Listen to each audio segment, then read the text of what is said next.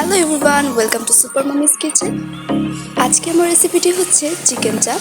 বাসায় থাকা সাধারণ কিছু উপকরণ দিয়ে কীভাবে রেস্টুরেন্টের স্টাইলে চিকেন চাপ বানাতে হয় তা আজকে এই ভিডিওতে শেয়ার করতে চাচ্ছি। ভিডিওটি না টেনে সম্পূর্ণ দেখতে থাকুন এবং আমার ভিডিওতে যারা নতুন হয়ে আছে তারা আমার চ্যানেলটিকে সাবস্ক্রাইব করে পাশে থাকা বেল আইকনে ক্লিক করে দেবেন, যাতে করে আমার পরবর্তী ভিডিও নোটিফিকেশান সবার প্রথমে পাওয়ার জন্য।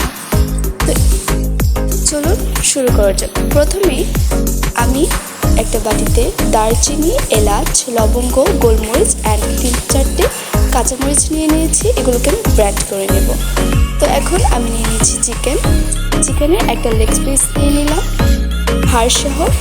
এখন এই চিকেনটাকে আমি থেতলে নিব খুব ভালো করে। এটাকে আমি একটা কাঠের সাহায্যে থেতলে নিচ্ছি এবং একটা ছুরির মাধ্যমে চিকেনটাকে কেটে নিচ্ছি, যাতে করে এর ভিতরে মশলাটা খুব ভালো করে ঢুকতে পারে।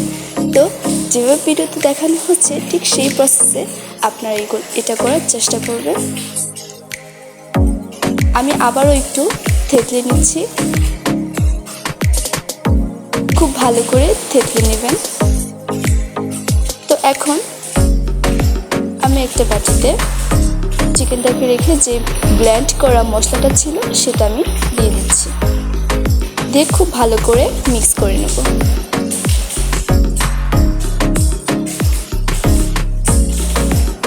মিক্স করা হয়ে গেলে এখানে আমি এক টুকরো লেবু ইউজ করছি। আপনারা অবশ্যই লেবুটা দেওয়ার চেষ্টা করবেন। এখন আমি দিয়ে দিচ্ছি টমেটো সস অ্যান্ড স্বাদ মতো লবণ। দিয়ে দিচ্ছি হলুদ গুঁড়ো, মরিচ গুঁড়ো, ধনে গুঁড়ো অ্যান্ড জিরে গুঁড়ো। দিয়ে দিচ্ছি আদা বাটা, রসুন বাটা অ্যান্ড পেঁয়াজ বাটা। দিয়ে খুব ভালো করে সবগুলো উপকরণ একসাথে মিক্স করে নেব। মশলাটাকে খুব ভালো করে মিক্স করবেন, যাতে করে এর ভিতরে মশলাটা ঢুকতে পারে। স্ক্রিনে যেভাবে দেখানো হচ্ছে ঠিক সেভাবে করে আপনারা এটাকে ম্যারিনেট করে দেবেন।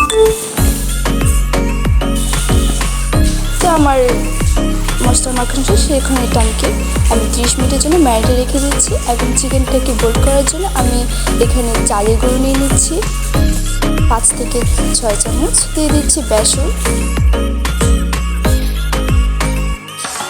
এটা আপনাদের পরিমাণ অনুযায়ী নেবেন। এখন আমি দিয়ে দিচ্ছি হলুদ গুঁড়ো, মরিচ গুঁড়ো অ্যান্ড সামান্য ধনে গুঁড়ো। দিয়ে দিচ্ছি স্বাদ মতো লবণ।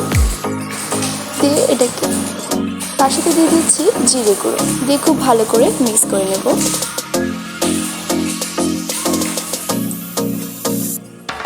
ম্যারিনেট করে যে চিকেনটা ছিল, এখন আমি যে সেই চিকেনটা এটার মধ্যে বোল্ড করে নেব। 30 মিনিটের মতো প্রায় আমি এটাকে ম্যারিনেটের জন্য রেখে দিয়েছি। আপনারা চাইলে আরও বেশিক্ষণ রাখতে পারেন। তো এটাকে খুব ভালো করে আমি বোল্ড করে নিচ্ছি।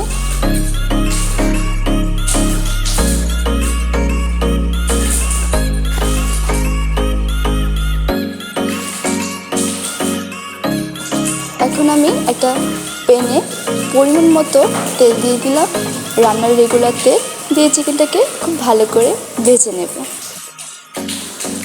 এই পর্যায়ে চুলার আঁচটা মিডিয়াম পর্যায়ে রাখবেন, যাতে করে চিকেনটা খুব ভালো করে হয়ে যায়। এই চিকেনটা কিন্তু খুবই জুসি অ্যান্ড টেন্ডার হয়, খেতে অসাধারণ লাগে। আপনারা অবশ্যই বাসায় এটা ট্রাই করবেন।